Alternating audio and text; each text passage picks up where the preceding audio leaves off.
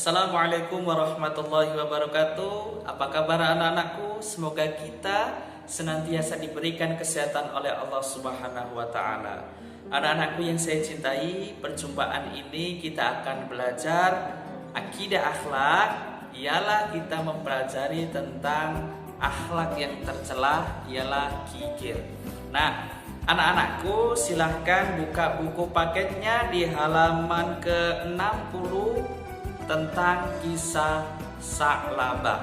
Nah, sekarang Pak Lutfi akan bercerita tentang sahabat Nabi yang bernama Sa'labah. Pada suatu saat Nabi Muhammad SAW memiliki sahabat yang bernama Sa'labah, dan sahabat Sa'labah ini sangat rajin mengerjakan sholat. Namun Rasulullah SAW ketika selesai mengimami sholat, kemudian menghadap ke belakang, melihat seorang sahabatnya yang bernama Sa'labah itu langsung bergegas pulang. Tidak dzikir dulu, tidak berdoa. Kemudian dihampiri oleh Rasulullah, dipanggil Rasulullah, "Ya Sa'labah, kesini." Nah, setelah sholat panggil. Kemudian Rasulullah bertanya, "Sa'labah, sebenarnya ada apa toh? Kok kamu setelah sholat tidak berdoa dulu, tidak dzikir dulu, kok langsung bergegas pulang? Memangnya ada apa?"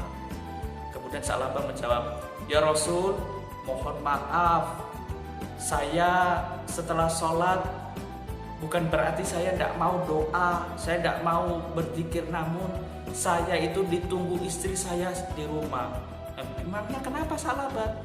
"Saya itu orang miskin ya Rasul, saya itu kehidupan saya itu hanya memiliki satu pakaian, baju dan sarung atau bawahan, dan itu bergantian dengan istri saya. Jadi kalau saya ikut doa, ikut zikir dengan para sahabat-sahabat di masjid, nanti istri saya tidak bisa melaksanakan sholat, maka saya harus pulang ke rumah." "Oh begitu ya. Gini Rasul, saya minta tolong, doakanlah saya supaya menjadi orang yang kaya." Kemudian Rasul menjawab, "Sa'labah, engkau dalam keadaan miskin, kalau kau bersyukur itu lebih baik daripada kaya harta namun tidak mau bersyukur." Kemudian Sa'labah tersenyum meskipun dalam hatinya sebenarnya dia sudah bosan menjadi orang miskin. Nah, lain hari lagi, yaitu sampai 3 kali Sa'labah berkata kepada Rasulullah, "Ya Rasul, doakanlah saya, semoga saya menjadi orang yang kaya sehingga saya bisa melaksanakan, ingin berdoa bersama dengan para sahabat, zikir bersama dengan para sahabat, berkumpul." Nah, karena Sa'labah ini sampai 3 kali meminta seperti itu, akhirnya Rasulullah memintakan doa kepada Allah. Hanya Sa'labah didoakan oleh Rasulullah. Nah, setelah didoakan, kemudian Rasulullah memberikan kambing betina kepada Sa'labah untuk dirawat. Nah, ketika diterima oleh Sa'labah, dirawatlah kambing itu sampai beranak pinak. Hingga apa? Di padang pasir itu banyak kambing ternyata miliknya Sa'labah.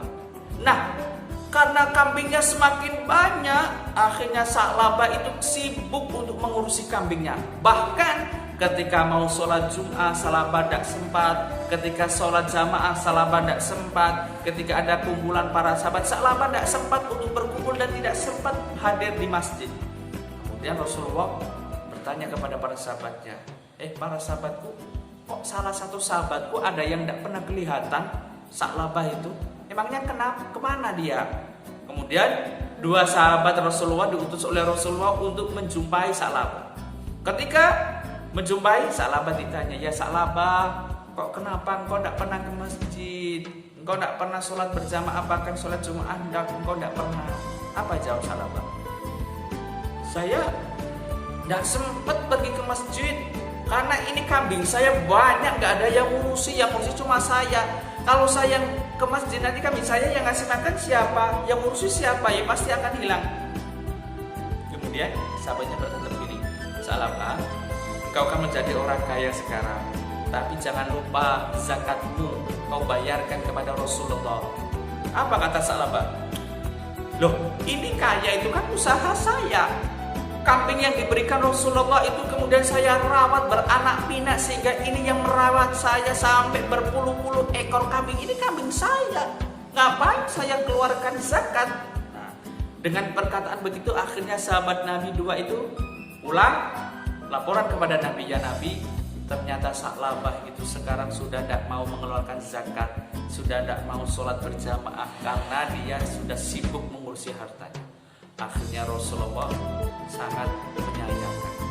Nah, pada saat itulah kemudian Allah Subhanahu wa taala menurunkan Al-Qur'an, menurunkan ayatnya yaitu surah At-Taubah ayat 75 yang artinya celakalah engkau Sa'labah. Allah Subhanahu wa taala telah menurunkan ayat karena perbuatan.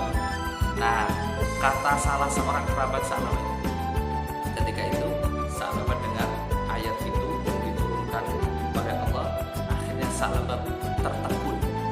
Sa'labah menyesal. Kemudian Sa'labah menjumpai Nabi mengeluarkan zakat. Tapi apa kata Nabi? Nabi mengatakan, saya tidak menerima zakat. Akhirnya Sa'labah menyesal banget bahwa apa yang dia lakukan sia-sia. Kemudian saat Nabi itu mengambil debu kemudian ditaburkan. Artinya bahwa amal Sa'labah itu dari dulu sudah sia-sia, gak ada gunanya. Na'udzubillahi min dzalik. Itulah kisah Sa'labah sahabat Nabi yang kufur nikmat. Maka anak-anakku, intinya dapat kita ambil hikmahnya bahwa kalau kita menjadi orang kaya, kalau kita menjadi orang yang punya harta melimpah, maka jangan sekali-kali kita meninggalkan perintah Allah. Kita senantiasa menjalankan perintah Allah, mengeluarkan zakat. Jangan sampai harta kita kumpulkan namun tidak kita pakai untuk berjuang di jalannya Allah, maka akan sia-sia amal kita. Sekian kisah ini, semoga bermanfaat bagi anak-anakku. Dan jangan lupa kita tetap semangat belajar, dan belajar. Sekian dari saya. Wassalamualaikum warahmatullahi wabarakatuh.